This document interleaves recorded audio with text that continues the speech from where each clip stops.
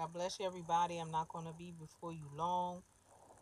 This is for either one person or a few people.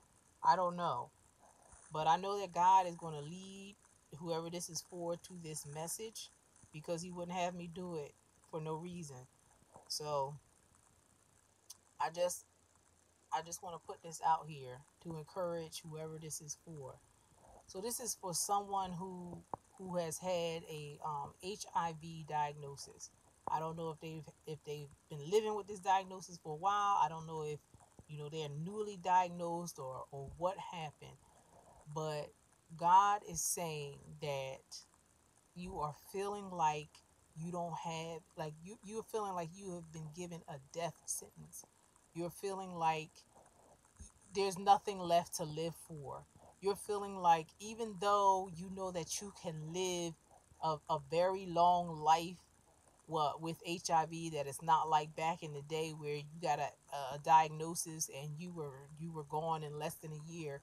God is saying that even though you know that you can live a very long life with this, to a ripe old age, that you're feeling like this is a death sentence to you. You are feeling like you're not going to be able to live a life of fulfillment, that all your dreams are dashed to the ground, that everything is shattered. You're feeling like what is the point? I might as well. It would be better if it was like back in the day. It would be better if it was like back in the day and you just died in a few months, because you are in such a state of depression because of this diagnosis. And God is saying that He has set before you life and death, and He's telling you to choose life. He's telling you to continue to go forward, only just to obey and follow Him. And He has everything planned out for your life. He has everything planned out for your life, with or without this diagnosis. With or without this diagnosis, He has everything set up for your life. And I feel like I hear people saying, "Well, then well, who's going to want to be with me? How am I going to get married? Am I ever going to be able to have children?" Now, I know from back in the day that they had certain certain drugs that would stop the transmission between mother and child. I know that was like 20 years ago. So I know that they're probably even more in advance. So that's one thing.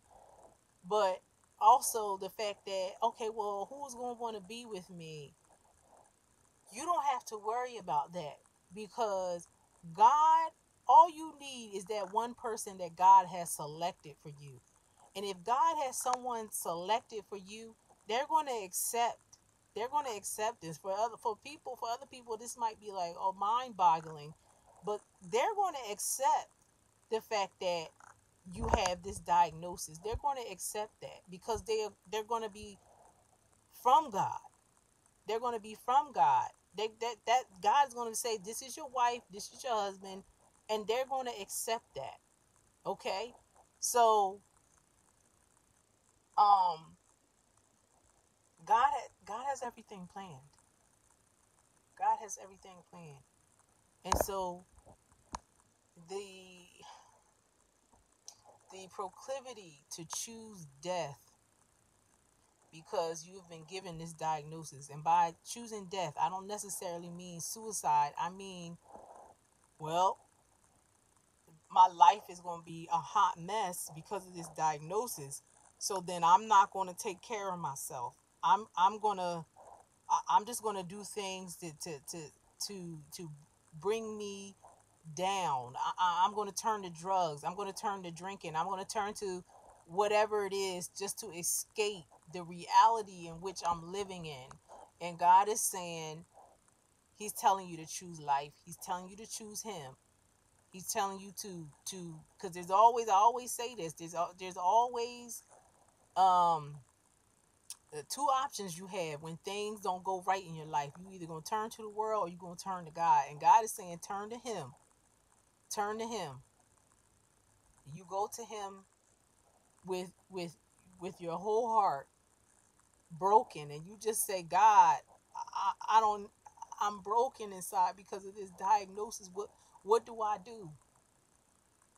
I'm so depressed. You go to him. You just tell him the truth. You tell him the truth. God can do anything. God can do anything. God is God is God. Whether he heal you or not, he's still God. And with or without that diagnosis, God is saying choose him. He's saying choose him, and he will show you the way, and he will preserve you. And he's saying that your dreams are not dead.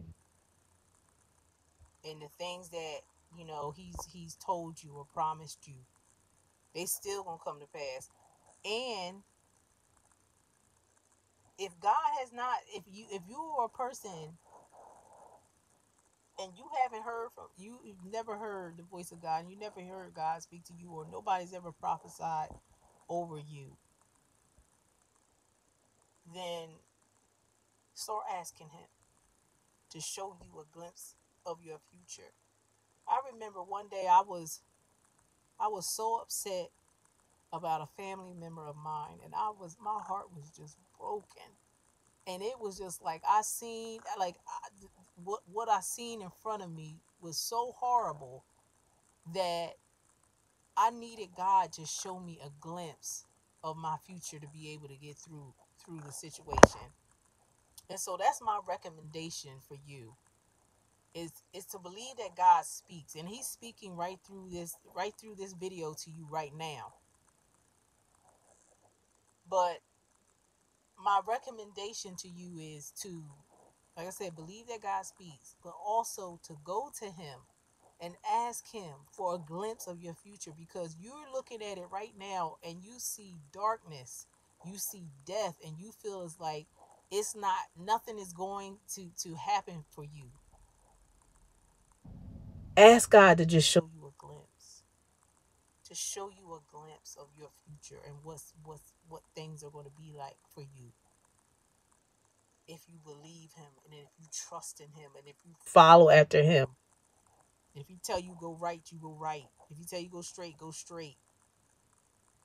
That's all it is. You just need to be obedient. You need to be obedient. So I love you. I love you. I love you. I love you guys. Whoever's listening, whoever's is hurting out there, I love you. May you know that God loves you, and he has a plan for you. He has a plan for you. Your life is not over. He wouldn't have given me the dream if he felt like your situation was hopeless. So it's not hopeless. It's not hopeless. God is saying that he's speaking through me and saying that you have a life. You have a life. You always had a life. God has always had a plan for you. And God loves you. I know it's been said 1,000 times in 1,000 ways, and when people say God love you or whatever, people just like, oh yeah, I hear you. But I want you to know God loves you. He wouldn't have gave me the dream. He wouldn't have gave me the dream. There's so many other things that, God could have, shown me last night. But he took the time out to speak to me about someone out here that has this diagnosis, because he want to reach you, and he want to let you know that it's not over for you. He's got so much goodness planned for you. And the enemy wants you to just forget it, just give up, and thereby you'll never be able to enter into the wonderful things that God has for you. Right now, you're looking at it like, I don't think I could ever be happy again. And God is saying, if you only knew what was on the other side, if you only knew the things that He has prepared for you. And I just want to say, because of the stigma, I know that I'm not going to get people to comment, comment, saying that, I need prayer or anything like that. So if you feel as though you need prayer, I am more than willing to pray for you. If you send me an email privately, um, I am more than willing to pray with you. I have to answer to God. So, whatever you tell me in secret will stay with me. Um, because at the end of the day, I have to answer to God. And if I sit there and run my mouth, oh, so and so, told me this and said that, whatever, then God is not going to take too kindly to that. So I just want to let you know that if you do need prayer and you want to, shoot me an email or something like that, um, that's no problem. That's no problem. I will pray for you. So my email is dreamreceiver1@gmail.com. And I'm going to put that in the description so you'll have that. But other than that, just get with God on your own. Just get with God on your own, and He will speak to you.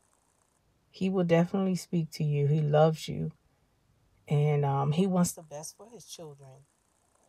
So I love you. God bless you, and I will talk to everybody soon.